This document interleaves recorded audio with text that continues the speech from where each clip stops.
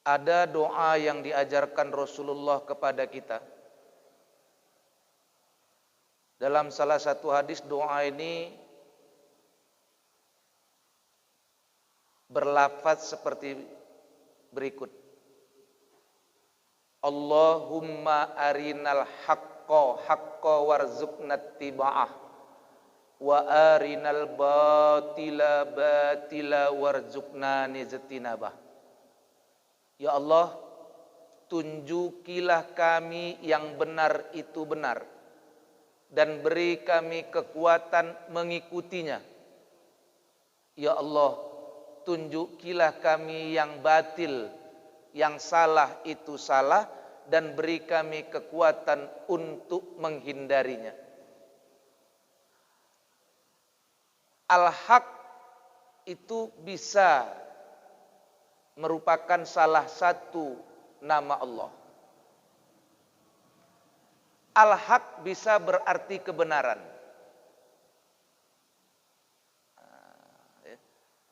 Jadi Al-Haq itu salah satu nama bagi sifat Allah. Haqqun. Lawan dari yang hak itu batil. Kalau kita artikan yang hak itu adalah benar, maka lawan dari hak itu batil. Salah. Dalam bahasa kita sudah jadi batal. Batil. Nabi mengajarkan kita doa, ya Allah, tunjuki kami yang benar itu benar. Satu. Dan haqqu min rabbika fala takunanna minal mumtarin. Yang benar itu datang daripada Allah, jangan kamu ragu-ragu sedikit pun. Jadi kita minta kepada Allah, datangkan kepada kami yang benar. Tunjuki kami yang benar ya Allah, karena Engkau yang benar. Dan beri kami kekuatan ya Allah, untuk mengikuti kebenaran itu. Berikan kami kekuatan untuk mengikutimu ya Allah. Itu maksudnya. Mengikuti kebenaran, mengikuti Allah. Kita minta kepada Allah, karena yang tahu yang hak itu Allah. Al-haqqu min rabbika. Daripada Allah yang benar itu. Karena Allah itulah al-haq. Allah itulah yang benar dan daripadanya lah kebenaran. Maka kita minta kepada Allah, tunjuki ya Allah. Karena kita manusia kadang benar, kadang salah. Maka kita minta kepada Allah, tunjukkan yang benar itu ya Allah kepada kami. Maka datanglah kebenaran dari Allah kepada kita. Tidak cukup hanya ditunjuki kebenaran. Kita minta yang kedua, berikan kami kekuatan untuk mengikuti kebenaran itu ya Allah. Tidak cukup hanya ditunjukkan yang benar, Pak. Setelah ditunjukkan kepada kita yang benar, maka kita minta kepada Allah, berikan kami kekuatan ya Allah untuk mengikuti kebenaran itu. Jadi dua yang kita minta kepada Allah, yang disuruh Rasulullah. Pertama, minta diberikan petunjuk yang benar. Yang kedua, disuruh Nabi minta kepada Allah agar diberi kekuatan untuk mengikuti kebenaran itu. Mengikuti kebenaran berarti mengikuti Allah. Kadang orang tahu itu benar, tapi dia tidak mau mengikutinya. Maaf, dalam urusan agama bapak-bapak sekalian, berbeda dengan urusan politik. Urusan agama ini antara hak dan batil. Yang kita ikutin yang hak. Yang batil tinggalkan. Dan dalam urusan agama bukan soal demokrasi. Islam tidak mengenal demokrasi. Islam itu yang benar tetap benar. Walaupun sedikit yang mengikutinya. Walaupun sedikit. Dan kebenaran tidak bisa dipaksakan oleh manusia.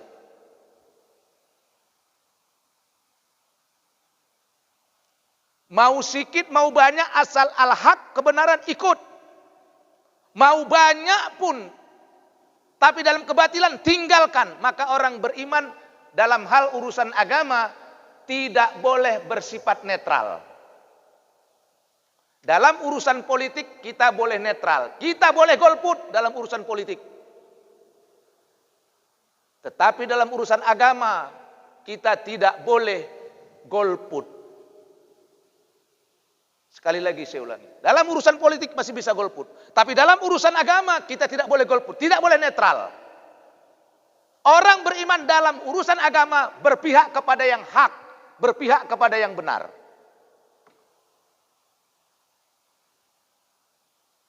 Dan tidak takut dengan pembenaran yang dipaksakan. Karena ada kebenaran, ada pembenaran yang dipaksakan. Ini dua barang yang berbeda. Kebenaran daripada Allah, Quran dan hadis. Pembenaran yang dipaksakan datang dari nafsu manusia. Dia bukan kebenaran, pembenaran.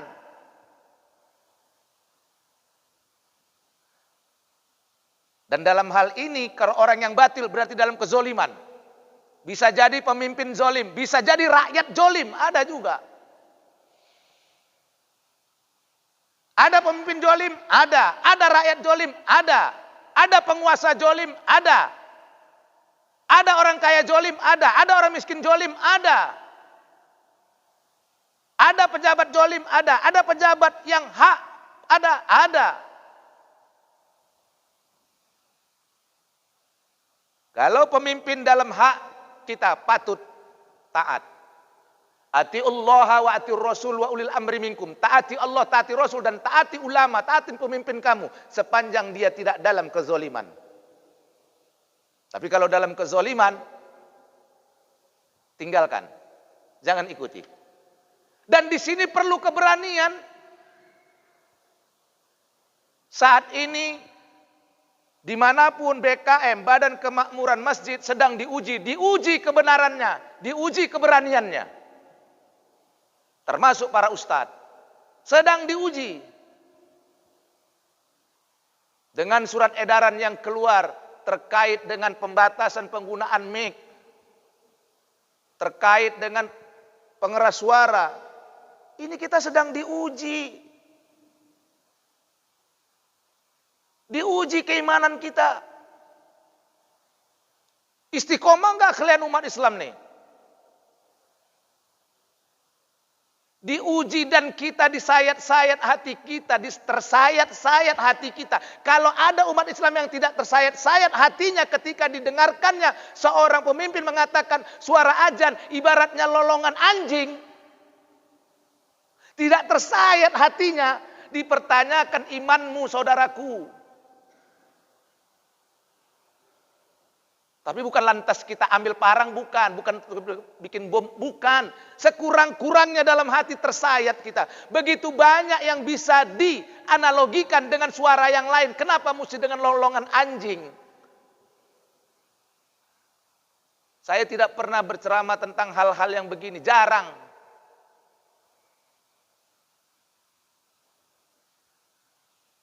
Dan tolong nanti Bapak tim IT kita kira-kira waktu diedit, ada yang perlu diedit aja untuk ditampilkan di YouTube. Tapi kalau enggak pun enggak apa-apa lah. Kita harus siap. Itu hanya sebuah surat edaran. Tidak ada sanksi hukum di situ. Surat edaran, pemberitahuan, tidak ada sanksi hukum. Artinya kita boleh ikut, boleh tidak. BKM, ustadz, jamaah, boleh ikut, boleh tidak. Tapi kalau kita ikut aneh. Kalau sempat itu kita ikut aneh kita. Berarti kita sedang dalam masa penjajahan yang lebih terjajah daripada zaman kolonial Belanda dan Jepang. Kenapa? Kita belum pernah ada masa penjajah yang melarang suara mic. Ya tahun 40 ke bawah, tahun 50 sudah ada mikrofon, sudah ada mic toa, sudah ada tahun itu. Pemerintah asing yang menjajah Indonesia tidak pernah melarang itu. Ya kita belum lahir. tapi sejarah kan berbicara. Belum ada sejarah yang menyatakan itu, bahwa pernah pemerintah Belanda melarang suara azan yang pakai mic atau dikeraskan, atau pemerintah penjajahan Jepang. Tersayat-sayat, saya secara pribadi tersayat-sayat hati saya ketika mendengar suara azan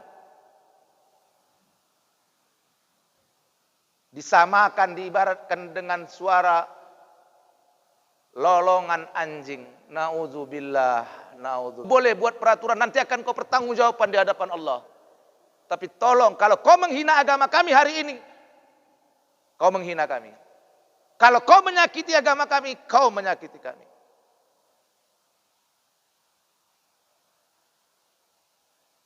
Masih banyak analogi lain yang bisa diberikan kepada agama ini. Kepada suara azan, kepada suara orang ngaji, baca Quran, sholawat. Masih banyak analogi yang lain. Tapi kenapa kau analogikan dengan suara hewan yang haram, najis bagi kami?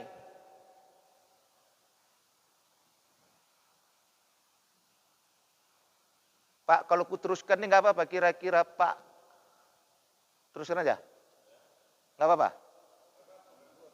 Hah? Aman, keluar nih, nggak apa-apa kan? Nah, kita, ya kan? Kalaupun ditangkap dari resiko lah. Asal jangan jemaah nih mecat awak. Kalau soal dipanggil tak apa-apa lah.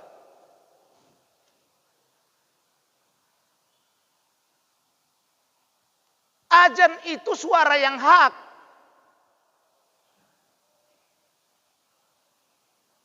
Melarangnya kebatilan.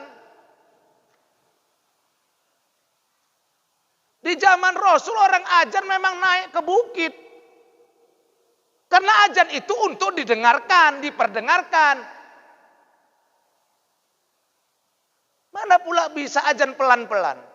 Allahu Akbar, Allahu Akbar. Allahu Akbar, Allahu Akbar. Di zaman Rasul azan tuh naik ke bukit, Bilal tuh naik ke atas bukit. Guna apa dia naik ke atas bukit? Agar azan itu didengarkan orang. Tujuan azan tuh didengarkan orang. Lalu kok buat sekarang peraturan supaya azan nggak didengar orang? Kan dah gila kau. Astagfirullahaladzim. Ini kena naik asam urat nih. Tadi pun sholat duduk aku tadi. Di muka Pak Asibuan tadi malu juga aku sampingnya tadi. Rakaat kedua duduk. Rakaat ketiga baru bangkit lagi. Dari sana kemari tadi tak bisa. Naik asam urat. Bongkak kaki kiri kanan. Makanya agak marah sedikit nih. Naik asam urat. Enggak pernah naik gula. Naik juga gula. Mungkin sebab karena itu tadi. Apa yang dia buat ini udah aneh-aneh. Kalau dia mengataskan nama NU, tidak begitu pendirian NU yang sebenarnya. Jangan bawa-bawa nama NU untuk membela dirimu. Tidak begitu program Nahdlatul Ulama. Tidak. Maaf sampai saya bilang, kalau seandainya pendiri Nahdlatul Ulama Kiai Haji Hasyim Asy'ari masih hidup hari ini, nengok kayak gini orang-orang yang mengaku NU, kalau enggak menangis, marah Kiai Hasyim Asy'ari dengan orang-orang yang ngaku NU kayak gini. Coba. Dari segi amalan, dari dulu kita pakai amalan Nahdlatul Ulama, walaupun kita bukan organisasi Nahdlatul Ulama. Secara organisasi kita bukan NU, bukan orang Nahdlatul Ulama. Tetapi secara amalan, secara keyakinan dan amalan kita tidak berbeda dengan Nahdlatul Ulama. Jadi jangan ada orang-orang tertentu yang memakai nama NU, Nahdlatul Ulama untuk memecah belah umat, untuk merusak umat. Kita pun tidak terima. Jangan jadikan NU, jangan jadikan alat untuk kepentingan pribadimu. Untuk memuaskan syahwat nafsumu, jangan. Kau berdosa. berdosa kepada Allah dan berdosa kepada pendiri Nahdlatul Ulama.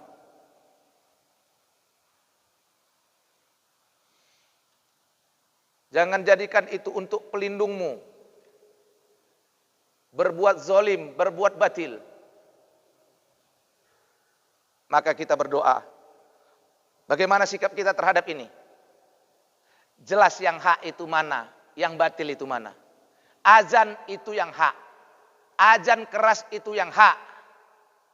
Karena itu yang dilakukan sejak zaman Nabi. Nggak ada azan tuh pelan-pelan, pelan-pelan. Nggak ada. Allahu Akbar, Allahu Akbar. Hah? Allahu Akbar, Allahu Akbar. Ada juga itu? Ada juga yang pelan. Maka dipakai mic tadi supaya suaranya yang pelan tadi kedengaran juga di luar. Udah pelan nggak pakai mic pula lagi. Hancurlah. Udah pelan nggak pakai mic pula lagi. Pelan dia tapi karena pakai mic keluar juga.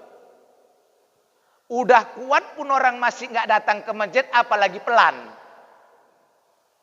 Udah 8 corong di atas, toa 8 Pak. 8 toa di atas. Mata angin yang asli 4 Pak. Tambah lagi 8, mata angin itu 16. 8, separuh dari mata angin dipakai.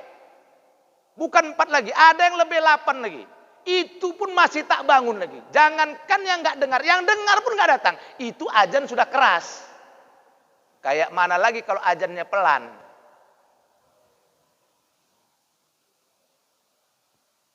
Coba. Tolonglah. Udah biarkan aja itu. Nggak ada yang terganggu itu. Nggak ada yang terganggu. Bahkan ada non-muslim, dulu ada orang Kristen marah kepada Najir BKM, Najir Masjid di Sunggal saya tinggal. Ada seorang perempuan Nasrani Kristen marah kepada BKM, bukan marah karena ada suara azan pakai mic, bukan. Justru waktu itu kesiangan BKM-nya. Najirnya kesiangan. Jadi nggak ada ngaji. Nggak ada ngaji. Karena kesiangan, najirnya kesiangan. Nggak ada ngaji, tiba-tiba azan. Siangnya jam 9, jam 10, ngamuk ibu tuh sama BKM. Kenapa tidak kalian buat tadi pagi ngaji, sampai kesiangan aku ke pajak belanja. Marah dia, rupanya dia itu belanja ke pajak untuk jualan. Kapan dia bangun? Kalau ngaji 4:30, bangunlah dia. Tanda udah 4:30. Kode sama dia, 4:30 dia harus pergi belanja ke pajak. Untuk belanja, untuk jualan dia. Karena kesiangan, ketiduran lah tadi Najir, tidak terbangun. Begitu bangun sudah azan. Tidak 4:30 tidak ada ngaji. Marah ibu Nasrani tadi. Kenapa tidak ada ngaji tadi pagi? Gara-gara itu terlambat aku belanja katanya. Bukan dia marah karena ada suara azan.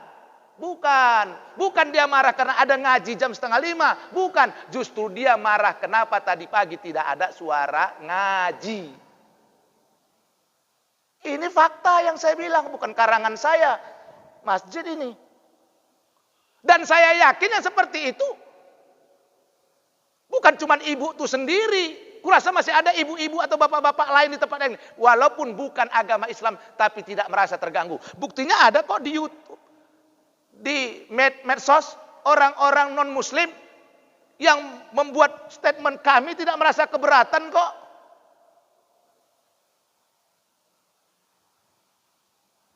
Ada masjid India lama di daerah Kampung Kling. Ya. Enggak di sini Pak, di masjid pas di Kampung Kelingnya, di toko-toko spot itu. Masjidnya agak ke dalam, di belakang ruku-ruku. Ada kuburan di belakangnya. Itu masjid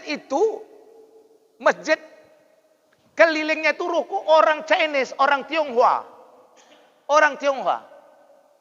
Kalau bulan Ramadan, sebelum Ramadan itu orang-orang Tionghoa, orang-orang Chinese, orang-orang Buddha itu kasih sumbangan untuk orang di masjid itu. Kenapa? Apa dia bilang? Kalau kita tolong orang Islam yang beribadah, Tuhan tolong kita loh katanya. Itu satu.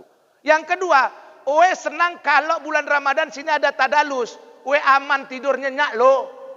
Kena maling pasti takut. Ada orang yang jaga. Hah, itu orang Cina. Orang Cina saja tidak keberatan dengan tadarus, ngaji-ngaji di bulan Ramadan. Malah senang, malah dikasih lagi makanan. Kenapa? Kalau ada lo orang maci, colat masjid, maci ada baca Quran lo, maling jauh lo katanya. Nah, coba Pak, itu orang Cina.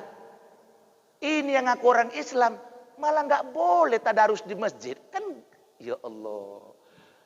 Apalah nggak naik asam urat aku nih sama gula aku nih. Asli naik. Kalian nanti kalau aku dipanggil nih, kalian siap kalian nih.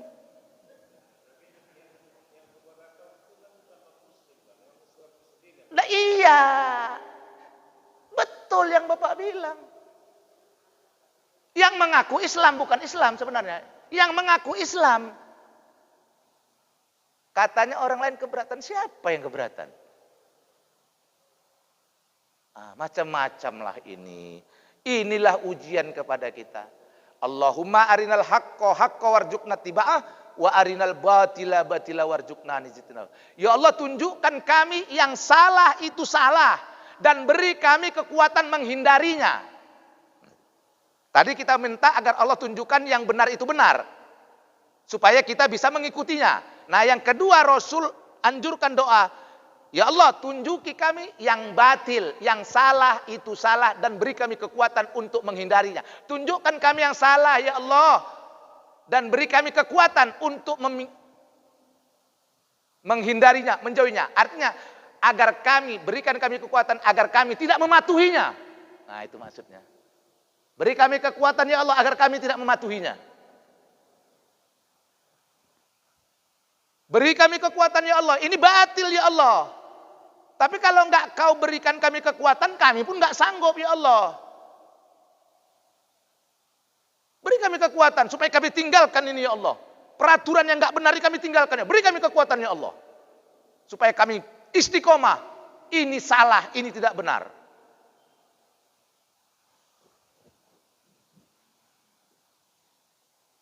Sudahlah. Uruslah kementerianmu dengan benar. Uruslah kementerian ini, kementerian agama ini menjadi tiketmu masuk surga. Menjadi tiketmu untuk mendapatkan rahmat Allah dunia dan akhirat. Jangan justru jadikan ini sebagai tiketmu untuk ke neraka. Nah, kepada kita semua, amalkan doa ini. Al-haqqu min rabbika fala takunanna minal mumtarin. Yang benar itu datang daripada Allah. Dan kami sebagai seorang dai, sebagai seorang ustadz, sebagai seorang mubaligh, qulil haqqa walau kana muron. Katakan yang benar itu walaupun pahit. Suka tidak suka, senang tidak suka, katakan yang benar itu walaupun pahit. Walaupun ada resikonya. Jangan sempat orang alim diam, jangan sempat orang pintar diam, jangan sempat ustadz diam terhadap ini. Diam, dekat kita netral saja, tidak boleh netral dalam urusan iman. Sekali lagi saya bilang, tidak boleh netral dalam urusan iman, dalam urusan politik yang bisa netral. Ini urusan iman. Ini urusan takwa, ini urusan Islam, ini urusan istiqomah. Kau bilang kau netral, tidak boleh. Kalau soal pilih presiden itu urusan politik, bisa pilih, bisa enggak. Itu urusan politik. Soal milih pilkada, pilihan bupati, memilih wali kota, itu terserah kita, boleh netral. Boleh netral di sana. Tapi ketika urusan agama, kau tidak boleh netral. Kau harus berpihak. Berpihak yang mana? Berpihak kepada al-haq. Berpihak kepada yang benar. Terus terang saya bilang. Jadi kalau ada orang yang dalam hal ini netral, pertanyakanlah imanmu. Saya ini beriman nggak sebenarnya? Nggak boleh netral di sini. Ada orang-orang zolim juga. Jadi yang zolim sekarang ini bukan cuma pejabat, Pak. Masyarakat pun ada yang zolim. Ada. Ada.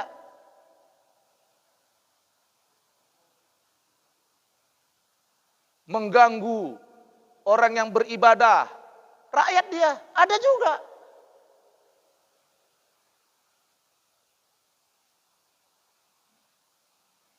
Membuat kudeta-kudeta.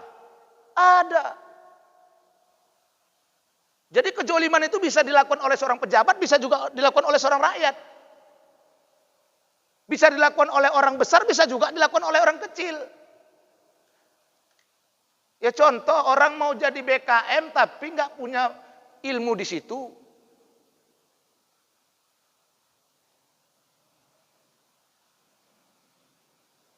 Dan lain-lain sebagainya lah. Banyak kasus. Nanti ada orang yang tidak tahu agama, nggak tahu urusan agama, nyalahkan isi ceramah ustadz. Nggak cocok ceramah ustadz itu sama saya. Dia jangankan suruh ceramah. Baca syahadat sama Al-Fatihah aja tak bisa. Ada juga, jadi ada. Jadi kezoliman itu bukan monopoli orang-orang pejabat, tidak. Jangan kalau kita anggap orang zolim itu pejabat, belum tentu. Ada pejabat yang zolim, ada juga pejabat yang benar. Rakyat juga begitu, orang kecil juga begitu. Ada yang benar, ada yang salah, ada yang hak, ada yang batil. Nah, maka doa ini kita pertahankan. Ya Allah, kalau hafal bahasa Arab tadi, hafal lafadznya, Allahumma arinal haqqa haqqa warzuqna tiba'ah wa arinal batila batila warzuqna nijtinabah. Ah, itu bagus. Kalau tidak hafal pun bahasa Indonesia. Doa boleh bahasa Indonesia. Ya Allah, tunjukilah kami yang benar itu benar ya Allah. Beri kami kekuatan untuk mengikutinya ya Allah. Tunjuki kami yang salah itu salah ya Allah. Dan beri kami kekuatan menghindarinya ya Allah. Jadikanlah kami orang yang senantiasa berbuat di dalam yang hak. Dan jadikanlah kami orang yang menentang dan menumbangkan yang batil ya Allah. Minta sama Allah. Kalau kita pakai diri kita nggak bisa ini Pak. Kalau nggak dengan pertolongan Allah.